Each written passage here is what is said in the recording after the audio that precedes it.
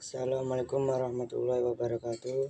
Saya di sini akan menjelaskan tentang kemajuan Ar-Rasyid di bidang ibtad. Alhamdulillah wassalatu wassalamu ala Rasulillah wa ala alihi wa washabihi wa mawala. Rabbi shrah sadri wa yassir amri wahlul 'uqdatam min lisani yafqahu qawli. Amma ba'du. Khalifah Harun Ar-Rasyid adalah khalifah kelima dari dinasti Abbasiyah. Ia merupakan putra dari pasangan Muhammad Al-Mahdi, khalifah ketiga dinasti Abbasiyah, dan Khaijuran binti Atta, seorang mantan budak perempuan dari Yaman yang memiliki kepribadian kuat. Harun Ar-Rasyid diraih Iran pada tahun 766 Masehi dengan nama lengkap Abu Ja'far bin Al-Mahdi bin Al-Mansur Abdullah bin Muhammad bin Ali bin Abdullah bin Abbas. Pada tahun 780 sampai 782 Masehi, Harun menjadi pemimpin dalam ekspedisi melawan kekaisaran Byzantium.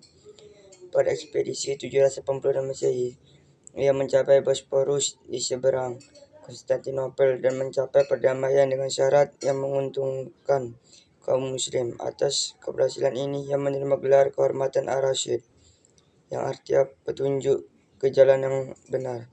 Upaya Khalifah Harun Ar-Rasyid dan pengembangan ibtad kekhalifahan Abbasiyah mencapai puncak kejayaan saat Harun Ar-Rasyid memerintah. Sejak awal pemerintahannya, ia mendorong fuqaha untuk melakukan ijtihad dalam mencari formulasi fikih untuk menghadapi persoalan yang semakin kompleks. Khalifah Harun Ar-Rasyid membawa kejayaan dinasti Abbasiyah, khususnya di bidang ilmu pengetahuan dan teknologi. Ibtad. Upaya Khalifah Harun Ar-Rasyid dalam pengembangan ilmu pengetahuan tersebut diantaranya memerintahkan para penerjemah buku-buku ilmiah dari bahasa Yunani ke bahasa Arab. Salah satunya Yohana Ibnu Masawai, seorang dokter istana yang diperintahkannya untuk menerjemahkan buku-buku kuno mengenai kedokteran. Selain itu, karya-karya dalam bidang astronomi seperti Siddhanta, sebuah risalah India, juga turut diterjemahkan.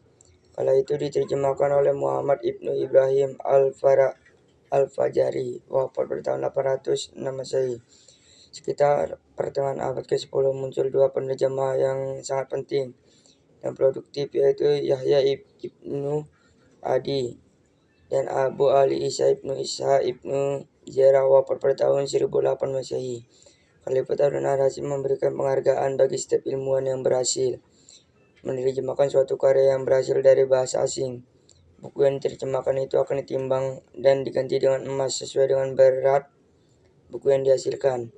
Beberapa penghargaan yang diberikan pada waktu itu dilihat dari sisi keimanan dan keilmuannya, sehingga banyak masyarakat di sana memuliakan para ilmuwan dan ulama. Pada masa Khalifah Harun Ar-Rasyid inilah 4 mazhab tumbuh dan ilmu-ilmu agama serta ilmu lainnya berkembang. Negara berada dalam keadaan makmur, kekayaan melimpah dan terjamin keamanannya.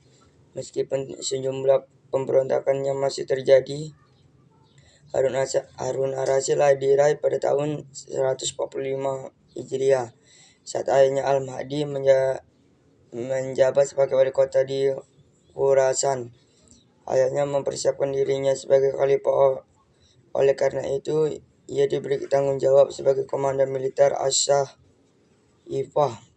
pada tahun 163 dan 165 Hijriah. Pada tahun 164 Hijriah, Al-Mahdi mengangkatnya sebagai wali kota di wilayah barat secara keseluruhan, mulai dari Anbar hingga seluruh perbatasan Afrika. Hingga akhirnya pada tahun 166 Hijriah, Al-Mahdi mengangkatnya sebagai putra mahkota. Namun Harun Ar-Rasyid baru diangkat secara resmi sebagai khalifah saat saudaranya Al-Mahdi wafat. Kesimpulan, penelitian ini bertujuan untuk mengetahui dan mengkaji peran Khalifah Harun Ar-Rasyid dalam pengembangan pendidikan Islam pada masa dinasti Abbasiyah. Peran Khalifah Harun Ar-Rasyid dan memerintahkan yaitu memberikan kemajuan pembangunan pada masanya, di antaranya pembangunan masjid, bidang kesehatan, bidang militer, bidang administrasi.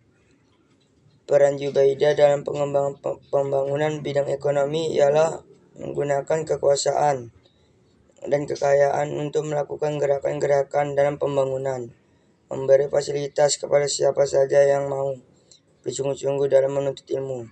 Peran Khalifah Harun Ar-Rasyid dalam pengembangan pendidikan Islam yaitu Selain sebagai seorang khalifah, ia juga sebagai seorang cendekiawan. Ia pembesar Departemen Studi Ilmiah dan Penerjemahan. Ia menjadikan istana sebagai tempat berkumpulnya para ahli alim, ulama, syair, sejarah, fikih, kedokteran, musik, dan berbagai ilmu dan kesenian lainnya. Sekian penjelasan dari saya. Assalamualaikum warahmatullahi wabarakatuh.